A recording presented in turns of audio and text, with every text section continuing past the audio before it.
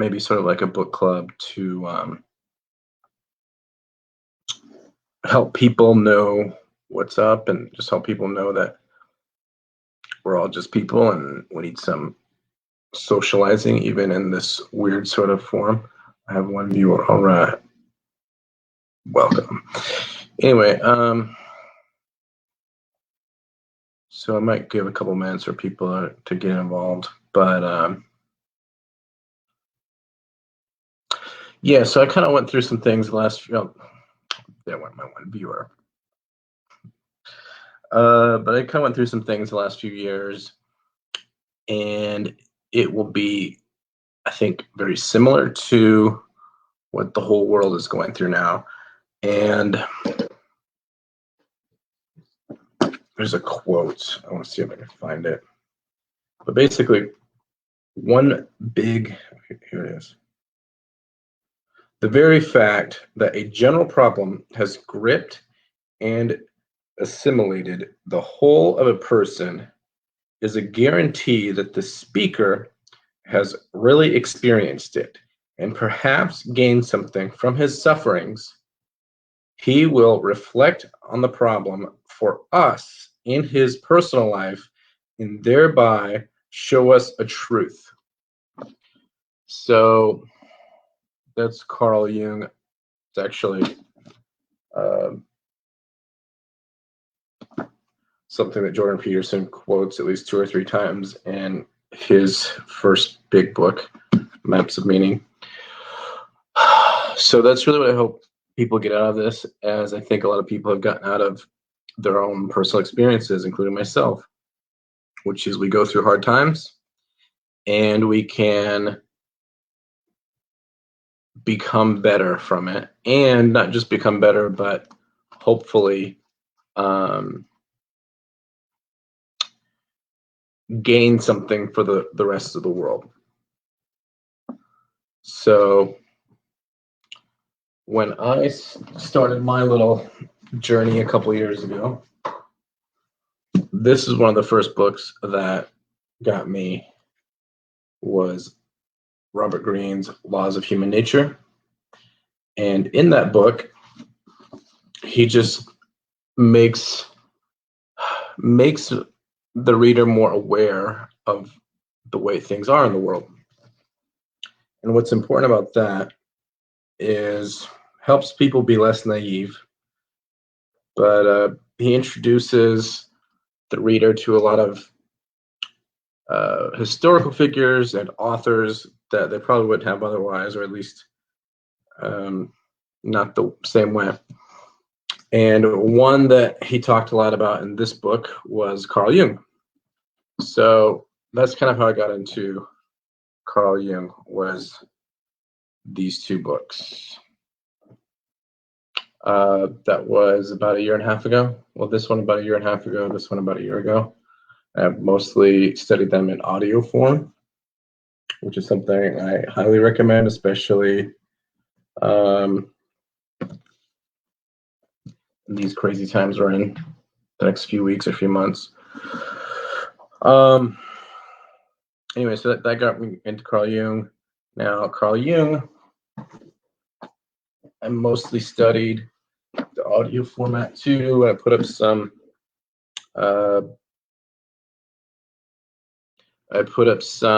links on the audio formats, but one place to start is this book, because it was one of his last books, maybe his very last book, although he just wrote like the first, maybe 4th of it. And then he guided the other authors. This one I'm just starting. It doesn't have the audio version, but from what I can tell, it's very important. This I'm also sort of just starting too, because it doesn't have audio, although there's parts that you can find right on YouTube. But one thing I want to say that's important is this, I believe, is volume 7 in the collected works, which is really important because, okay, 1 through 5 is his early stuff, Carl Jung, and his collected works when he was kind of starting out when there really was no field of psychology or psychoanalysis, where there barely was, at least nothing like it is, like we've seen in our lifetimes. Now, many of you may know that for a few years, he closely studied with Sigmund Freud. And the reason that was really important is because he was trying to find his way into understanding the unconscious. So understanding the unconscious is massively important in the whole field of psychology, psychoanalysis, and even philosophy, even religion. Now, Freud started out just understanding the unconscious as basically what Carl Jung would call the personal unconscious, but Carl Jung went on to discover deeper levels that he called the collective unconscious, and there's several other levels too. So one thing that is important to realize, because most people will hear about those kind of things, and then they will start off in Collected Works, Volume 9 usually, which is a lot like 7 and 8. But when he was a little older,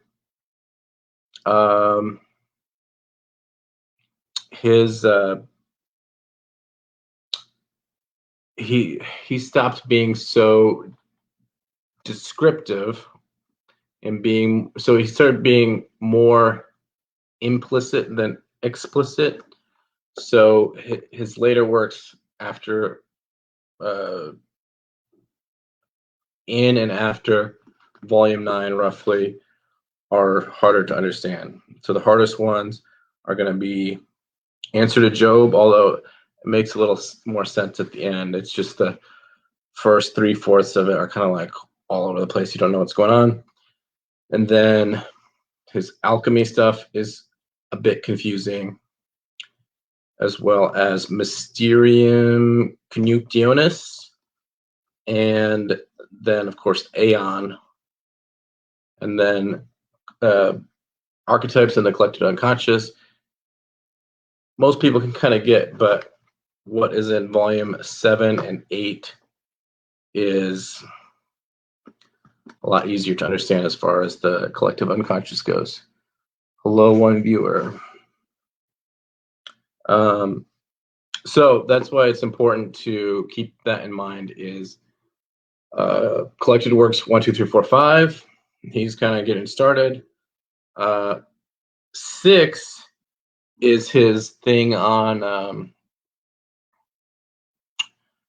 the personality types, or psychological types, as he calls it, in that, which is very important work.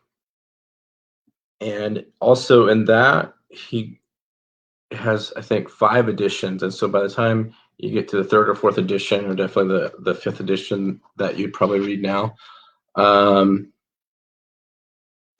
he has a section on definitions. So every kind of definition you can imagine, on especially his terms that he sort of invented to better understand psychology and what he calls his field of analytical psychology. So 7 and 8 are kind of like preparing for 9 when things get really a bit more complicated. Now, 9 and then Aeon, Alchemy, and Mysterium Conjunctionis, they are a lot about this idea of the play of opposites, sort of the yin-yang idea, or the Tao idea, which is a little bit what has to do with the shadow. And I might do a video or a live just on the shadow, because I know there's a lot of interest in the shadow and a lot of misinformation. A lot of people don't want to talk about it. So that's one area where I might I'll probably do some videos. I don't know if I'll do them as live, because when I do lives, I'd like to have people in here. The other author that I would say to get, well, Joseph Campbell is important too, because he talks about archetypes and a lot of Jungian ideas, but it's like a totally different perspective. And there are some other Jungian analysts, like Mary Louise von Franz is very important. Edward Edinger is very important, and there's some others to get a different take on it. The tricky thing with Carl Jung himself is, especially, well, it's hard to put the timetable on it, but he was kind of figuring this out as he goes. So, like when he wrote the foreword to, I don't think it was this book. What Erich Neumann wrote another book similar to this one. Well, I mean, Erich Neumann wrote a book called The Creation of Consciousness. Anyway, Carl Jung wrote the foreword to it, and he's like, basically says how important it is that Erich Neumann is sort of his predecessor, or no, he's like his. Erich Neumann was supposed to be like the crown prince, so to speak, to analytical psychology. Unfortunately, he got cancer and died in his 50s. But Carl Jung said in that